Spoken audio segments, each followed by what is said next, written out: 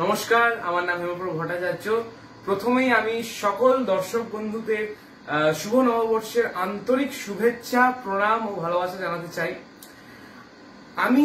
আমার বয়স 15। আমি ডিএভি মডেল স্কুল দুর্গাপুরে দশম শ্রেণীর ছাত্র।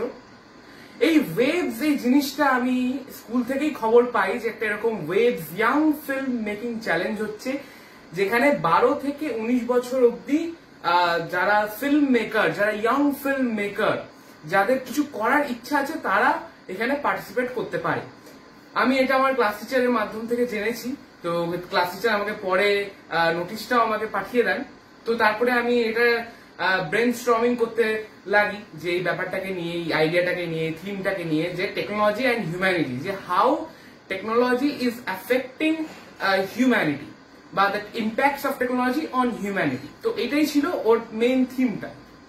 তো যাই হোক, আমি ব্রেন স্টর্মিং করতে করতে, আমার ফ্যামিলির মেম্বার্সের সাথে কথা বলতে বলতে আমি একটা আইডিয়াতে এসে পৌঁছালাম, যেখানে একটা বাবা এবং ছেলের রিলেশনশিপের মাধ্যম দিয়ে আমি দেখালাম টেকনোলজির পজিটিভ দিকটা এবং টেকনোলজির নেগেটিভ দিকটা। তো সেই ফিল্মটার নাম আমি রেখেছিলাম রিকানেক্ট। তো ওই ফিল্মটা আমি আমার যে সিলেকশন রাউন্ড, যেটা একদম প্রথমে আমি পার্টিসিপেট করেছিলাম।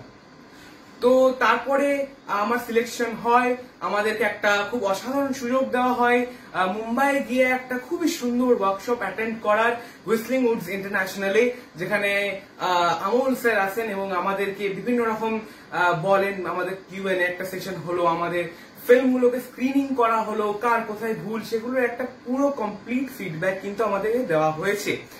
এবার আমাদের সেকেন্ড রাউন্ডের জন্য আমরা যে 20 জন ফাইনালিস্ট আছি, 10 জন জুনিয়র গ্রুপে, 10 জন সিনিয়র গ্রুপে, তারা কিন্তু ফুললি একদম ভিডিও বানাচ্ছে, ফুললি তাদের ফিল্মগুলোকে রিশুট করছে, এবং আমাদের আবার যে ফাইনাল জুরিটা হবে সেটার জন্য কিন্তু আমরা সব ফিল্মগুলোকে সাবমিট করছি।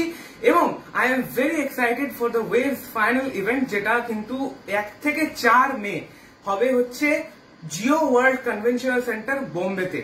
তো আই এম ভেরি এক্সাইটেড, এবং লাস্টে আমি এটাই বলতে চাই যে থ্যাংক ইউ ইন্ডিয়ান গভর্নমেন্ট, আমাদের মতো এই যে বাডিং ক্রিয়েটার্স, তাদেরকে একটা এত বড় একটা গ্লোবাল প্ল্যাটফর্ম দেওয়ার জন্য, যেখানে আমরা আমাদের ক্রিয়েটিভিটি, আমাদের যে ক্রিয়েটিভ আইডিয়া, ইমাজিনেশন, সেগুলো আমরা একটা গ্লোবাল মিডিয়াকে আমরা এগুলো প্রকাশ করতে পারছি।